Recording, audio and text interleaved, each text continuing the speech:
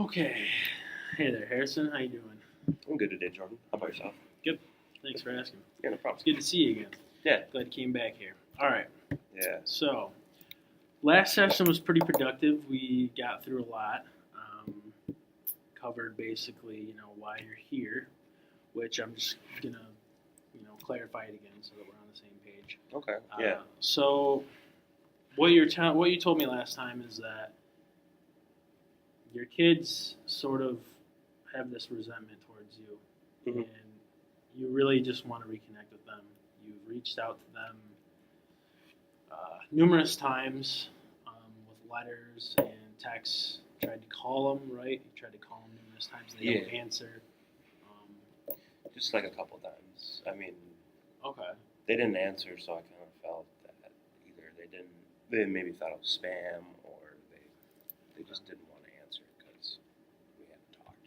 Okay. But I don't want to put words in your mouth. Do you agree that they have some sort of resentment? It seems like towards you, or that they Yeah. just don't want to really have anything to do with you. It seems like. Yeah. So, kind of like along the lines of like what we talked about last time. Mm-hmm. I'm a retired GM plant worker. Right. I did that for about 30 years, right out of high school. Just got into that type of work. It was kind of easy for me. I was never really good at school. I hated math. And, I liked like playing sports and hanging out with the arcade goers, stuff like that. Right. Okay. Pinball, stuff Yeah. like that. So did all that and got married, had some kids, had 3 kids. But in the course of raising them and whatnot, I found myself at work most of the time just because I had to put food on the table. I ended up having a wife, some kids, so I had to take care of them. My wife, she worked a little bit when she could, but it was kind of hard just because she had 3 kids. So she was home most of the time. Yeah, stuff like that.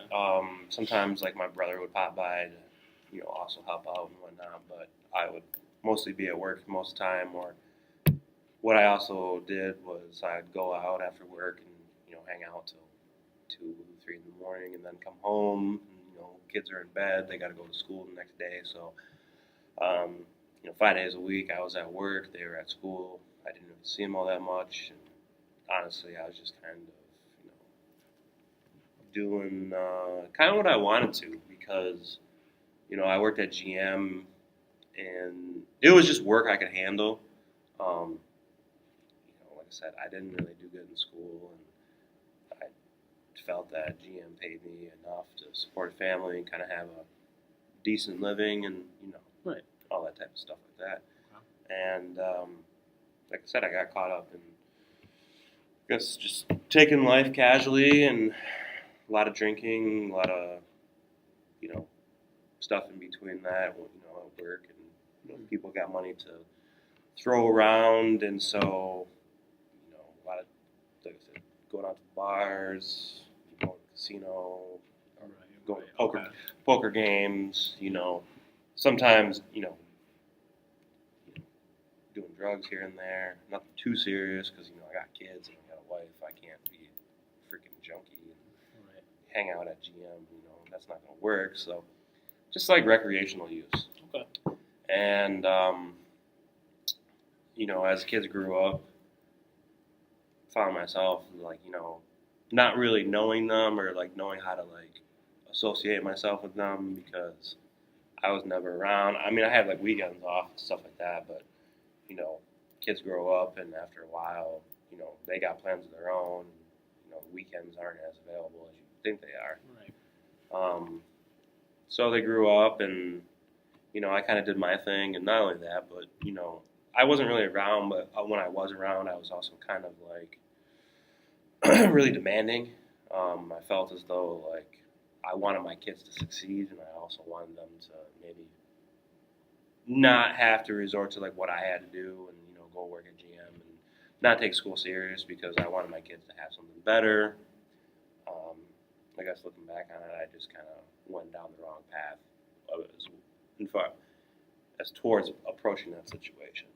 So, um, Well, it sounds like you worked hard to provide for your family, but in that you kind of got caught up in your work and let it kind of take over my life. yeah. Just because, Okay. like I said, I get out of work, got a pocket full of money, and I can piss away or do whatever the hell I want with. Because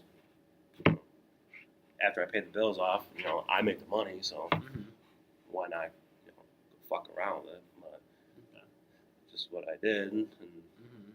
I can't take that back. So, but Okay. like I said, I was around for my kids the best way I could be.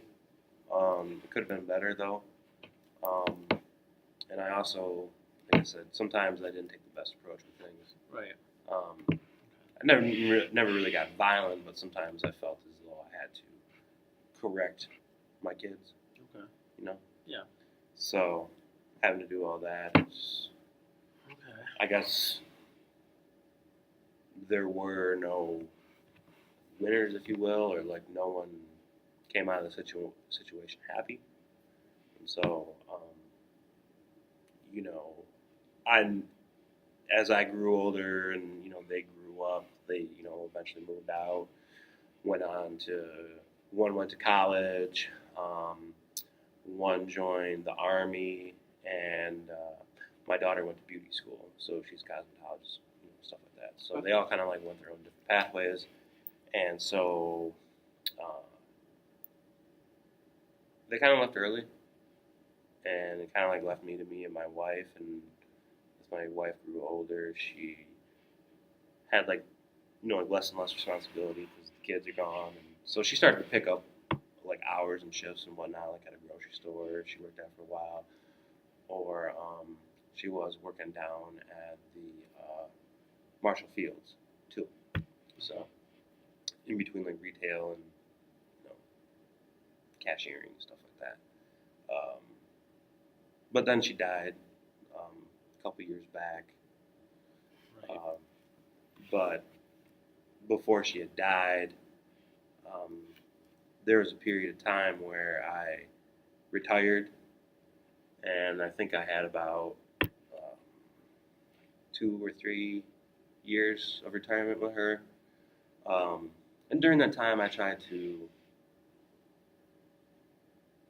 correct myself, or like mend your relationship with her, kind of, and try to get back. like mend her relationship, but I was also trying to like better myself. Okay. Because after 30 years of being a GM worker and all the partying and drinking and gambling and like I said, whatever was in between, I just found myself like kind of like empty, and like I never found myself like um, satisfied with the way things were, and I kind of realized like I wasn't dealing with some things, and so I stopped drinking, and I was also retired, so I didn't have like that constant stimulus around me. I wasn't like in that environment, so decided to kind of just like tone it down a little bit, and quit it altogether eventually, and tried to treat my wife Rachel a lot better than what I had treated her for most of our marriage. But like I said, I like what you kind of like what you said. I was there to try and support family, and I guess kind of got a little selfish in a way, but yet I still did like what I needed to do, so to speak. Okay. And yeah, like last 3 years, tried going on a lot of trips, a lot of vacations, tried being more open with her, and trying to make her feel special again. Just because I feel as though for like the longest time I wasn't doing that for her. So she passed away, and even like while I was like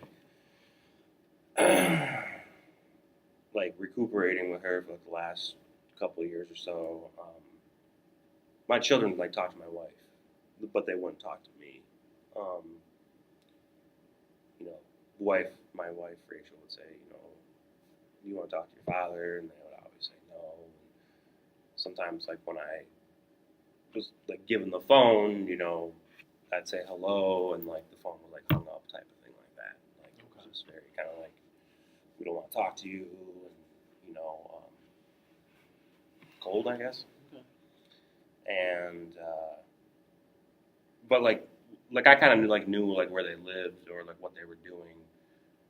My wife would like tell me what was going on, but she you know she could only do so much, and like I said, they didn't want to talk to me. So was that upsetting to you? Did that kind of hurt you Um, that they didn't want to talk to you? like right before my wife died, yeah, it was upsetting just because I kind of like wanted us to like all come back to be a family again.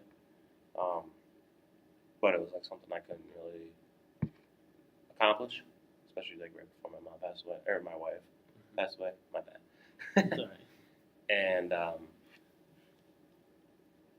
you know, like I saw my kids at my wife's funeral, but you know, like they still didn't talk to me, and like they have grandkids now, and still like that's like really tough that I You can't can't see them. see them or be a part of their life. And you know, I tried contacting them a couple times, like I said, mailing letters and postcards, you know, to not only my kids but my grandkids too, like wishing them happy birthday, stuff like that. Okay. But I never heard anything back and whatnot. And now, like my wife is gone. You know, I'm getting older too myself, and I recently had some health problems. Right. My, Yep, I remember you mentioning that. yeah, it's kind of like why I came in. Mm-hmm. It was because of my health problems, and like I got that bad bum hip now, that left hip that's not doing too well, and I got it replaced a couple months ago. But I got like some other things kind of like going on, and frankly, I don't know. I guess I'm kind of getting to that age where I'm not going to be able to like take care of myself much longer. Okay. And so I guess in order to like skip going to like a nursing home, which you know most people in my case do, Mm-hmm. I guess I want to try to maybe fix my relationship with my kids, but also like spend more time with them. Okay. So I don't know, like not in the wrong way, but I would like to maybe have them take me in. Okay. So you mean that by that you mean you don't want your goal of what you want to get out of this. Your goal is to fix this relationship with your kids. But you're saying it's not only to have them be your caregivers, so that you can have them basically care for you. It's more than that. But you would like that to be a part of it. You would like to be like in their lives, right. And your so kids' lives. in a way, I do kind of wish that they would take me in, but I don't want that to come off in the selfish way. Okay. What I want that to mean or define is that I want my children to have the opportunity for me to try and fix our relationship with all three of them, Okay. and my grandkids because I don't really know them that well, and get like not only give them time to kind of like maybe reconnect with me because I feel that that they might regret it one day, and I guess me as their father, their parent, I don't want them to ever kind of have that regret where they could have had like one opportunity or like they could have had a last chance to speak to me or you know just talk to me or reconnect with me. Right. I just don't want them to ever regret that, so I kind of want to give them the option that they could, you know, they had the opportunity to reconnect with me before I pass away because it's inevitable. Okay.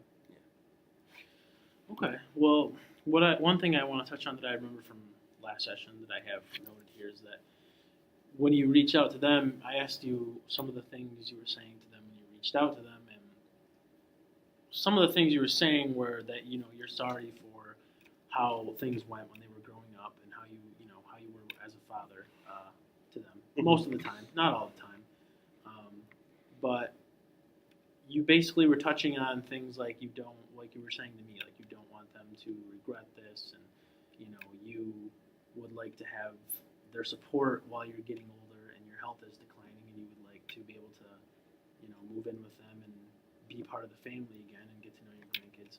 So that's all good, but one thing that I'm thinking about is that you're kind of saying more like what you would want, Mm-hmm. and for this reunification process or this approach that I think we should take with this is that I think you should really validate their feelings and touch on how they feel. So I think if you were to reach out to them again, which is something I would like you to do, but I would like you to change up sort of what you're saying to them. I get that you're sorry about what happened and that you want to be part of their family again, but I think that you need to address some of the unresolved issues first. Do you think like you could maybe? But how do I like? I guess like my thing is like how do I like reconnect with them, or even get in contact with them when they've kind of basically shut me out? Do you think like you could help me with that? Yeah, I mean, I think another thing that we should address, just because it could be a possibility, and I want to make sure that you understand it and that you are able to sort of handle it when if it happens, is that they might not want to reconnect with you, and that is a very real possibility that I don't Sure. think you've given much thought. I'm not sure, maybe you have, but Well, that's I just, mean, I've thought of it.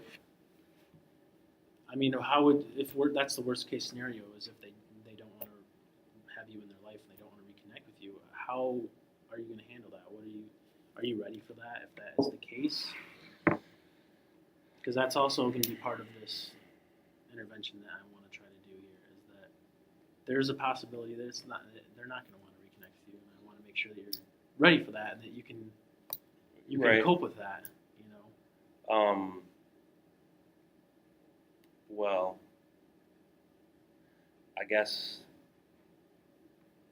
I just feel as though like they would do that because they're my kids. Maybe that's why I'm so,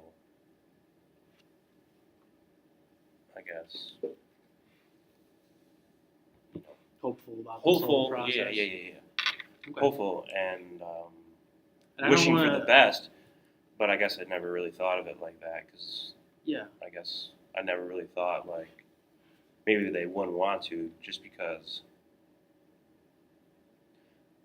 like I wasn't there. I could have been there more, and I could have been a better father in a lot of different ways. But I always made sure that my kids like, were fed, they had clothes on their back, they did what they needed to do because that's like I wanted my kids to be successful.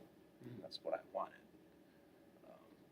Even though I wasn't there, maybe that was hard for them to understand that this person who's not really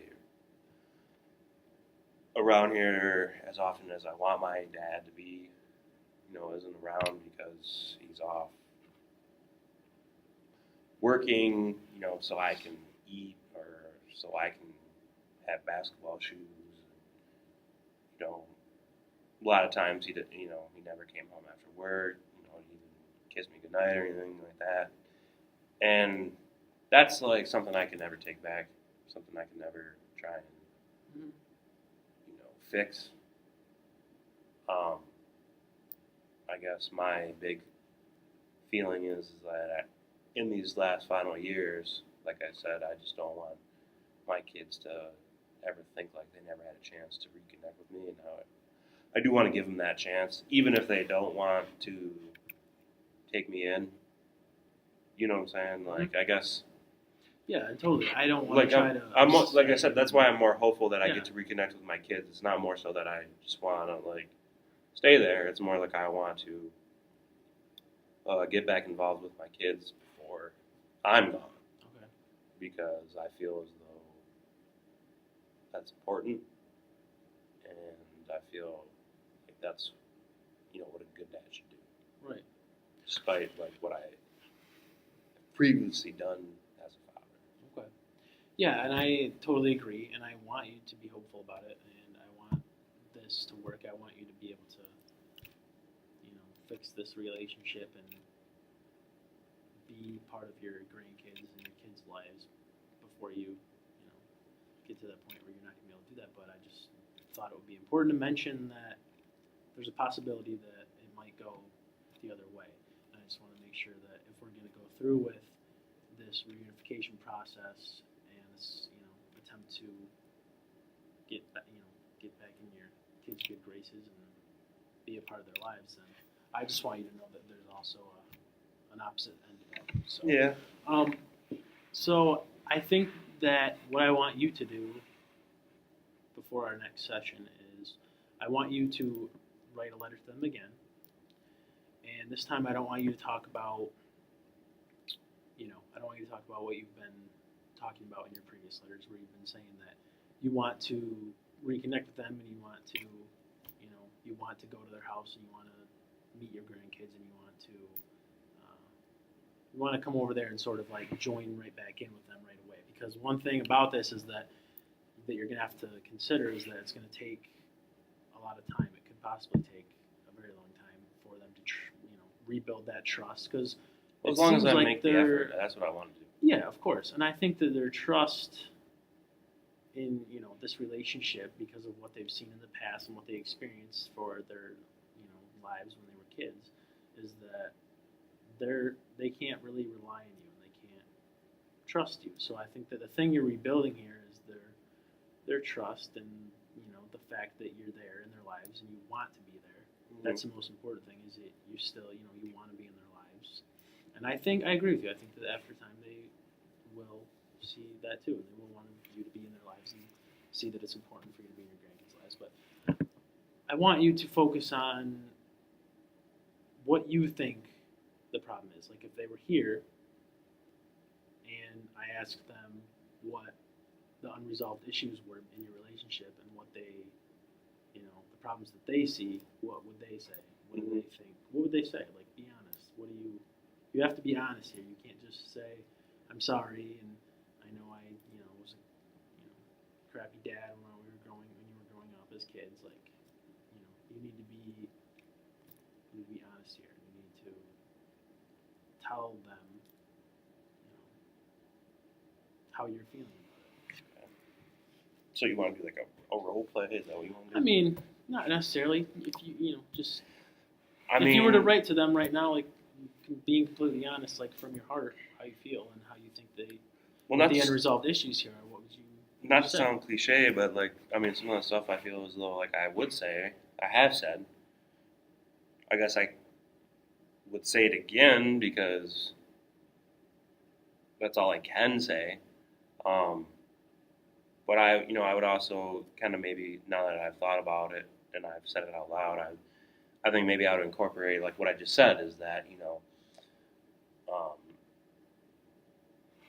Sebastian, I,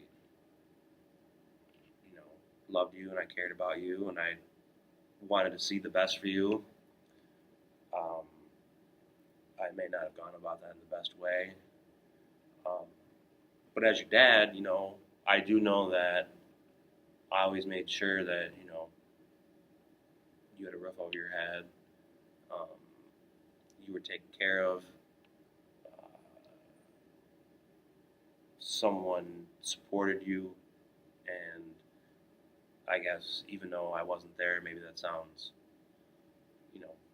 false or not true that someone did support you, but I did support you because when I wasn't with you, like, there were times when you were on my mind and I was wondering like what you were doing. When you were in 7th grade and you were on the basketball team, I was always wondering, how many points did he score tonight? Did the team win? Stuff like that. So I was thinking about you, even though I wasn't there, and tried the best I could, but I realized at the same time I was very selfish about the way I went about supporting you. think about you and your sister and your brother. And that's something I can never change. However, at this point in time, just as you know, I've been trying to break that gap or create that bond with you and your brother and sister before I pass away. Because I don't know, or before I'm gone, because, I just don't know when that's going to be. And, I also want to, meet your children and be with them, get to know them.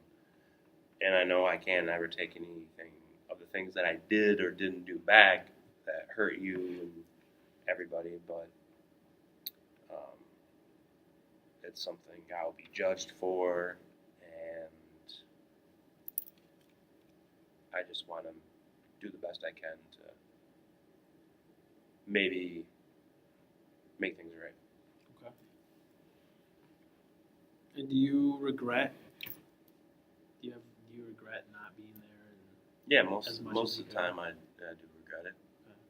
Okay. So I would tell them things like that, like what you just told me. I would tell them things like that. I would tell them that you regret. Yeah.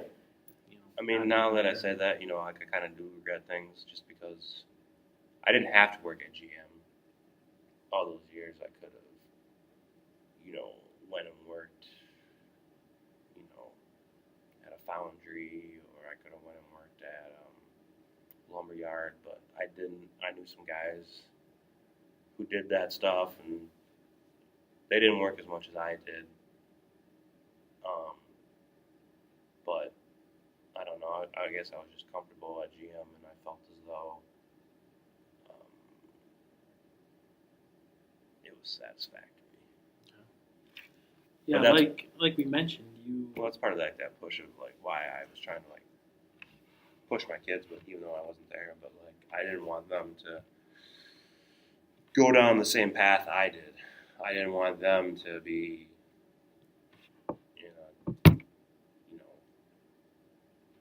plant that makes cars 8-10 hours a day. That's hot when it's hot, and it's cold when it's cold, and a bunch of degenerates. Yeah, and jackasses. I'm sure that they understand how important it was that you worked as hard as you did, and you were able to give them things that they wanted and give them a good life. I'm sure they understand that to a point, but I think that at this point they just need to hear. They don't want to hear. I do regret it though. I know, and they don't. I think that's things they need to hear. They need to hear just how you feel. Like when I asked you how it felt when they didn't want to talk to you, how does that make you feel? What feelings about yourself do you feel when empty? They don't. Yeah, things like that. Empty. Remorseful. Lost.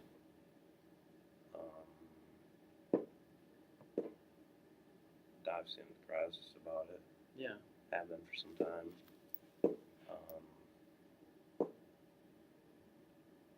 See, I think these are things they need to hear.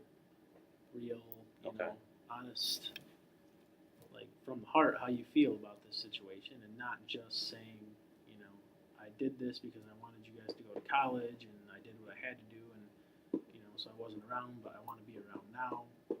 They don't want to feel like they're being duped into you. I never want to do my kids. Right, but how it could maybe seem like you want to, like I talked about the trust.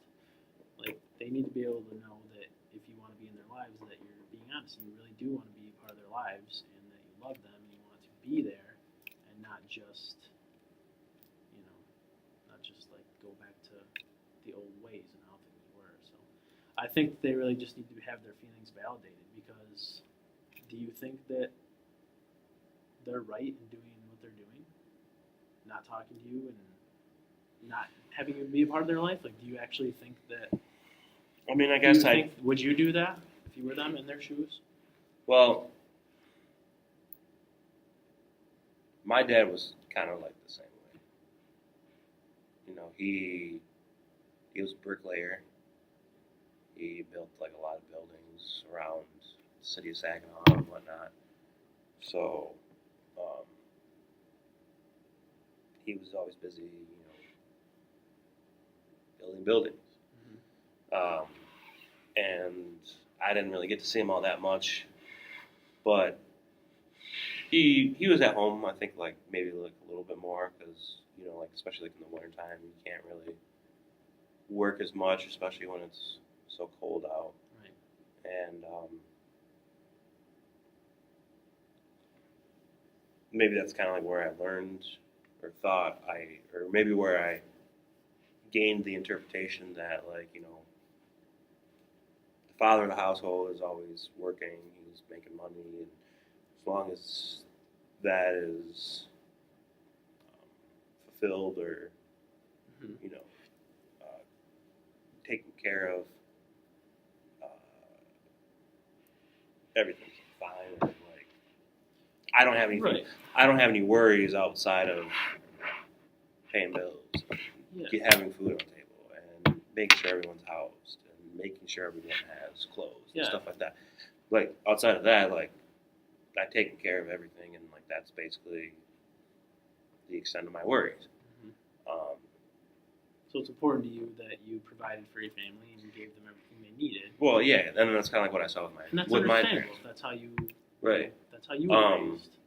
I mean, but that didn't really like last long because my dad passed away when I was like 17, and that was like right around the time when like I was in my senior year of high school, and I didn't really have like I wasn't really sure about college, or I wasn't really sure about like going to like a trade school, or like what I said earlier, like becoming like working in a lumber yard or stuff like that. I didn't really have like that guidance because like I said, my dad passed away, and he had I had my great aunt Bertha, but that was about it. And she was okay, but what did she know about like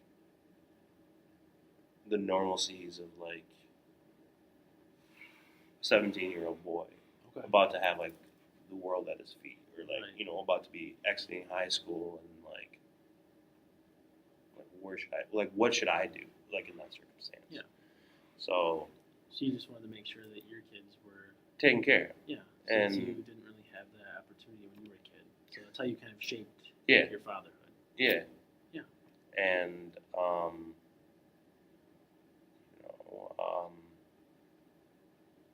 that's kind of like I think like where I learned how to be a dad. Mm-hmm. But yeah, like I said, once he like passed away when I was like 17, it was like I didn't have like that encouragement from like a role model, or maybe like a good role model to be like, Harrison, like you can do better than working at GM. You can, let's say, go to college, or you can join the Army and become like a pilot or something like that, or the Air Force, and you can do whatever it is you want to do. I didn't really have that. And, the factory was paying $12 an hour when everyone else is making $6.50, and they had a 401k plan, and figured why not. Okay.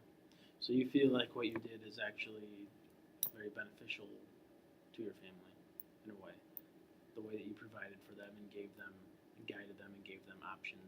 Well, because like they didn't go down my path. Yeah, right. They didn't go down my path. So you directed them in being able to choose what they want to do and have a bright future, and that's good. That is important, and I think if we asked them, I think they would agree that I don't know. They felt that way, but I don't know. I understand that they have some resentment towards you because of how little they saw you and how you behaved, and so looping back to that question I asked you, do you think that they are rightful in how they feel? Honestly, do you really think that? Yeah. Okay. Yeah. So if they were here having a family session, is that something that you would be open to is having like a family session with them as one of our sessions, and having if I can contact them and reach out to them and see if that's something they want to do. Yeah, I mean, I think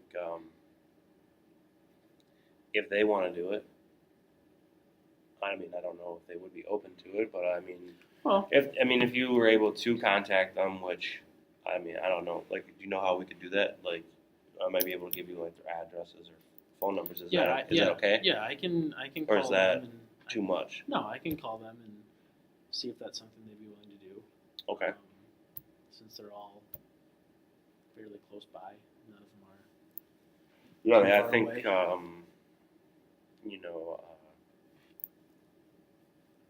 Samantha lives like 45 minutes away, and she's like the furthest. So. Okay. Yeah, I think. I mean, we're getting closer to the end of our session, so I just want to like cover, the bulk of what we talked about.